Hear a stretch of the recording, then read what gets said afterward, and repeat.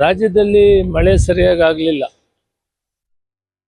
ಬಹುತೇಕ 60 ವರ್ಷದ ಇತಿಹಾಸ ನೋಡಿದ್ರೆ ಇಂಥ ಭೀಕರವಾದಂಥ ಬರಗಾಲವನ್ನು ನಾವು ಕಾಣಲಿಲ್ಲ.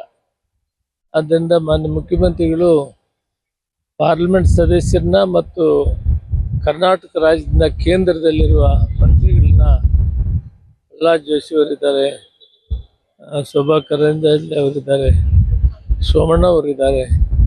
ಸೊ ಇವರನ್ನ ಸಾಯಂಕಾಲ ಮೀಟಿಂಗ್ ಕರೆದಿದ್ದಾರೆ. ನಾವು ಕೂಡ ಮಂತ್ರಿಗಳು ಅವ್ರ ಜೊತೆಯಲ್ಲಿ ಹೋಗ್ತಾ ಇದ್ದೀವಿ.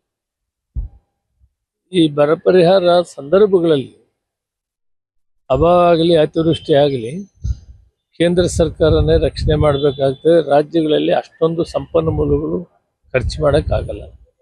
ಇಡೀ ರಾಜ್ಯದಲ್ಲಿ ಸಾವಿರಾರು ಕೋಟಿ ರೂಪಾಯಿ ದವಸ ಧಾನ್ಯಗಳು ಬೆಳೆಯುವಂಥ ಉತ್ಪಾದನೆ ಮಾಡುವಂಥದ್ದು, ದನಗಳಿಗೆ ಮೇವು, ಇವೆಲ್ಲವನ್ನೂ ಕೂಡ ಇವತ್ತು ಸ್ವಲ್ಪ ಕಷ್ಟವಾಗಿ ಕಾಣ್ತಾ ಇದೆ. ಆದ್ದರಿಂದ ಇದು ಬಹಳ ಪ್ರಯಾರಿಟಿ ಕೆಲಸ. ಅದಕ್ಕಾಗಿ ಇವತ್ತು ಮಾನ್ಯ ಮುಖ್ಯಮಂತ್ರಿಗಳು ಸಭೆಯನ್ನು ಕರೆದಿದ್ದಾರೆ. ನಾವೆಲ್ಲ ಒಟ್ಟಿಗೆ ಸೇರಿ ಕೇಂದ್ರ ಸರ್ಕಾರಕ್ಕೆ ಒಂದು ಒತ್ತಾಯವನ್ನು ತರಬೇಕು. ಫಸ್ಟ್ ಅವರು ಸರ್ವೆಗೆ ಬರಬೇಕು. ಅವರು ಸರ್ವೆ ಮಾಡಿ ಒಂದು ಕಮಿಟಿ ಕಳಿಸ್ತಾರೆ. ಆ ಕಮಿಟಿ ಬಂದು ಸರ್ವೆ ಮಾಡಿದ ಮೇಲೆ ಏನು ಬೆಳೆಗಳು ನಷ್ಟ ಆಗಿದೆ ಇವೆಲ್ಲವನ್ನು ಅವರು ಸರಿಯಾದಂಥ ರೀತಿಯಲ್ಲಿ ವಿಮರ್ಶೆ ಮಾಡಿ ಆಮೇಲೆ ಸರ್ಕಾರಕ್ಕೆ ವರದಿ ಕೊಡ್ತಾರೆ. ಆಗ ಸರ್ಕಾರ ಧನ ಸಹಾಯ ಮಾಡಬೇಕಾಗ್ತದೆ. ಇದು ಎಲ್ಲ ಕಾಲದಲ್ಲಿ ಕೂಡ ಯಾವುದೇ ರಾಜ್ಯದಲ್ಲಿ, ನಾನು ಕೇಂದ್ರದಲ್ಲಿ ಮಂತ್ರಿ ಇದ್ದಾಗಿನಿಂದ ನೋಡಿದ್ದೇನೆ, ಯಾವುದೇ ಒಂದು ರಾಜ್ಯದಲ್ಲಿ ಇಂತಹ ಪರಿಸ್ಥಿತಿ ಆದಾಗ ಕೇಂದ್ರದಲ್ಲಿರುವ ಕೇಂದ್ರ ಸರ್ಕಾರ, ಯಾವುದೇ ಪಕ್ಷ ಇರಬಹುದು, ಅವರು ರಾಜ್ಯಗಳನ್ನು ಆ ಕಷ್ಟದಲ್ಲಿ ಭಾಗವಹಿಸಿ ಅವರಿಗೆ ರಕ್ಷಣೆ ಕೊಟ್ಟು ಧನ ಸಹಾಯವನ್ನು ಕೊಡೋದು, ಇದು ವಾಸ್ತವಾಂಶ ನಡ್ಕೊಂಬಂದಿರೋದು, ಅವಶ್ಯಕತೆ ಕೂಡ ಇರೋದು.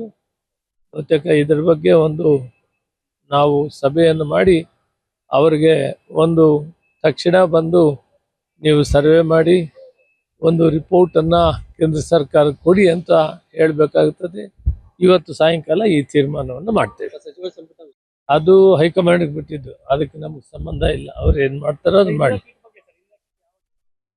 ಅದು ರೆಡಿ ಇದೆ, ತೀರ್ಮಾನ ಮಾಡಬೇಕು. ಇದೆಲ್ಲ ಫೈಸಲಾ ಆದ್ಮೇಲೆ ಮಾಡ್ತಾರೆ. ಅದು ನಮ್ಮ ದೇಶಪಾಂಡೆ ಅವರು ಆಡಳಿತ ಸುಧಾರಣೆ ಕಮಿಟಿಯವರು ಒಂದು ರಿಪೋರ್ಟನ್ನು ಕೊಟ್ಟಿದ್ದಾರೆ.